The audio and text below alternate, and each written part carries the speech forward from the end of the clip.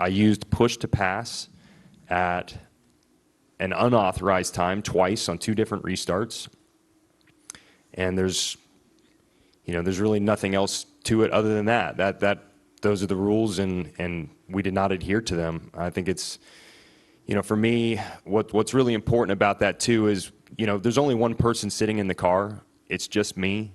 And so that responsibility and the use of the push to pass in the correct manner falls completely on me. It is my responsibility to know the rules and the regulations at all points and to make sure that I get that right.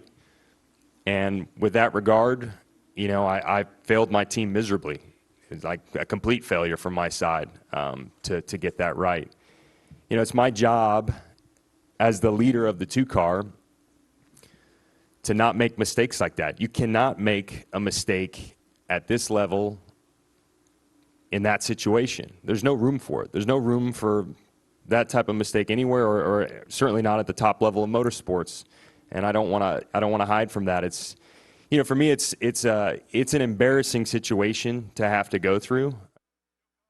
Your 3 pushes of push to pass on restarts at St. Pete, 3 seconds, 2.4, and 3.6 seconds on lap 72. Did you feel those instances in the car? Oh, of course, yes. No, I purposely was hitting the button. The tough part is the intent. And I don't think that, intent matters at this point. The facts are, when are you allowed to use push to pass? And the rules state that you're not allowed to use it until the alt-start finish line, and I didn't. So, yeah, it's very easy to tell when you're using the button. I know when I push the button. It's not anything that I would try and hide behind. It's also very obvious when you're using the button. It comes up on my dash. There's onboard cameras.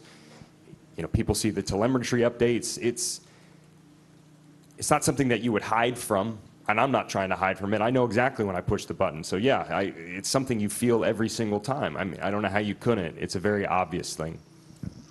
So then, after the race, are you conscious in that moment in the days following St. Pete that you hit the button when it shouldn't have been working? And if so, did you do anything, talk to anyone about that feeling? The tricky thing about this whole situation is I didn't know I did anything wrong until Monday after Long Beach. It's the first time I heard that I broke rules. And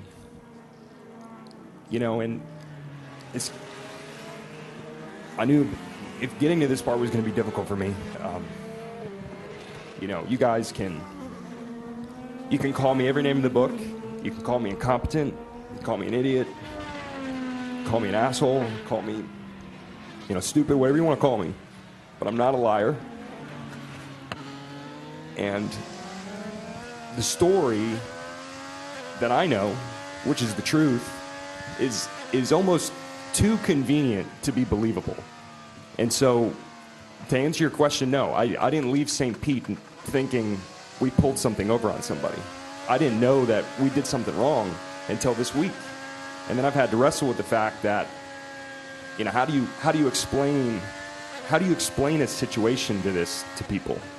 I know what happened. I know why it happened, and I don't think it's very believable, even when I try and tell the story back.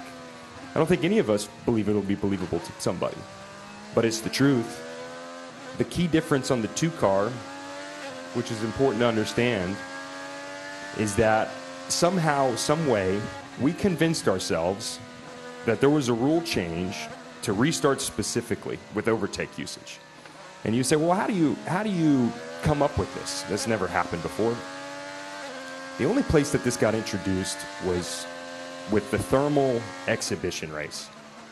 It's the only time in my time in IndyCar where we've actually had a legitimate legal change of the push-to-pass system, where it's going to be operable at a time other than at the alt-start finish line. It was going to be usable in qualifying too. There was a lot of discussion around it, and we somehow genuinely believed and convinced ourselves that at St. Pete the rule was, now you can use it immediately on restarts. You don't have to wait till the alt-start finish line. It's going to be available immediately. And I even wanted the team to remind me of this so that I didn't forget. I'm like, well, if whenever you get something new as a driver, you're always like, please remind me. It's easy for me to forget this stuff with everything going on inside the car. I don't want to put out a statement. You know, two things matter to me: accountability, and we have to be held accountable for any sort of mistake. Whether you meant to do it or not, you got to be held accountable. And the truth matters to me. And you know, today I want to be held accountable for what I did and the actions I took, and I want to tell people the truth. Maybe take us through your mental process and how you've dealt with this. I know it's been an emotional couple days for the whole team, for Roger, for Tim, for your other two teammates, and I'm sure the folks on your car as well.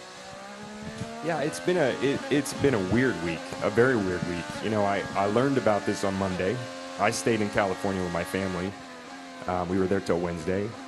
I had a conversation with a couple different people on Monday, which was the first time that I was able to put two and two together, that one, the software issue, you know, was a problem that we didn't know about, and that also we were incorrect. We didn't have the procedure correct on what was allowed and not allowed now on restarts. How do you earn the trust back of your competitors? I don't know. I don't know how you do that.